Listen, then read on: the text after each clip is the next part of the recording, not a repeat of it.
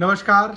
आज मैं दिल्ली के तमाम लोगों को बहुत बधाई दूंगा कि भारतीय जनता पार्टी की दिल्ली की सरकार के एक तुगलकी फरमान के खिलाफ लोगों ने जो आवाज़ उठाई, सोशल मीडिया पे उठाई, एक्स पे उठाई, फेसबुक पे उठाई, गली मोहल्लों में उठाई, उस आवाज़ के कारण भारतीय जनता पार्टी की सरकार को अपने तुगलकी फरमान को वापस लेना पड़ा।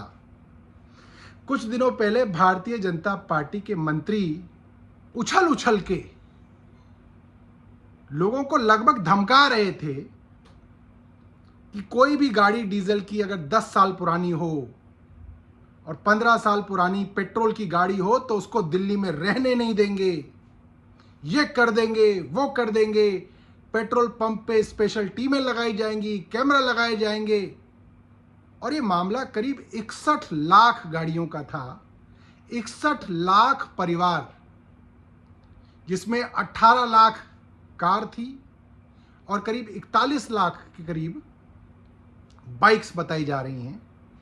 60 लाख के लगभग परिवार दहशत में थे 2 दिन से कि भाई अगर आप हमारी गाड़ी जब्त कर लोगे तो नई गाड़ी कैसे खरीदेंगे। हर एक की गुंजाइश नहीं है नई गाड़ी खरीदने की।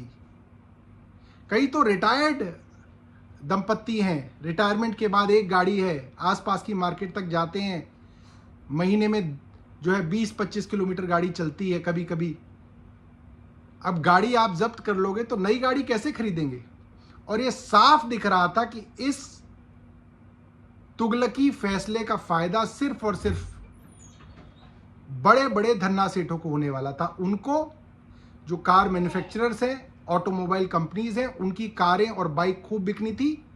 61 लाख वाहन बिकने थे और ओला उबर की चांदी होनी थी, क्योंकि कुछ ही दिनों पहले केंद्र सरकार ने कह दिया कि ओला उबर अब दुगने दाम तक जो है बढ़ा के अपने बेचारे कस्टमर को चूस सकते हैं।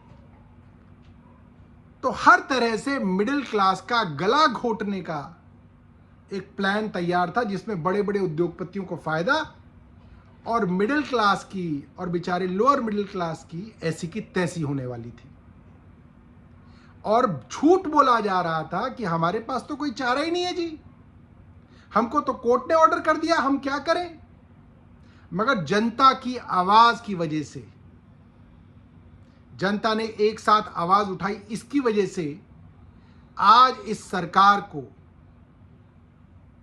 अपना फैसला वापस लेना पड़ा है। मैं सारे लोगों को दिल्ली के बहुत बधाई दूंगा जिनके प्रेशर की वजह से इस सरकार को झुकना पड़ा है और अब इन्होंने इस फैसले को वापस ले लिया। अब मैं पूछना चाहता हूं, अब कोर्ट का फैसला नहीं है, अब क्या हुआ, अब कोई दिक्कत नहीं है।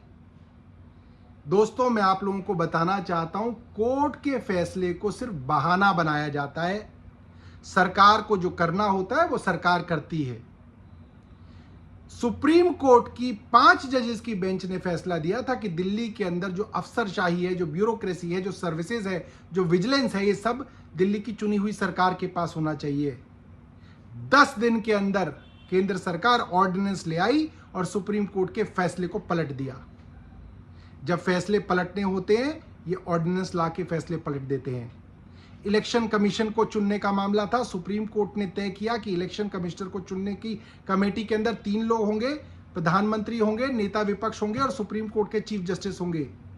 भारतीय जनता पार्टी ऑर्डिनेंस लेके आई, चीफ जस्टिस को हटा के केंद्र के एक मंत्री को ले आए, ताकि केंद्र सरकार जिसको चाहे उसको election commissioner, chief election commissioner बनाए।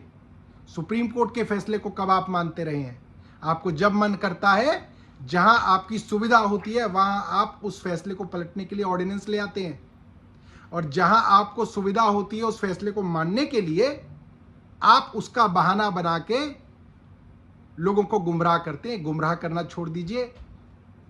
आपके खिलाफ जो अपोजिशन पार्टी बैठी है, आपके खिलाफ आप कोई गलत काम करेंगे, ये पढ़े लिखे लोग हैं,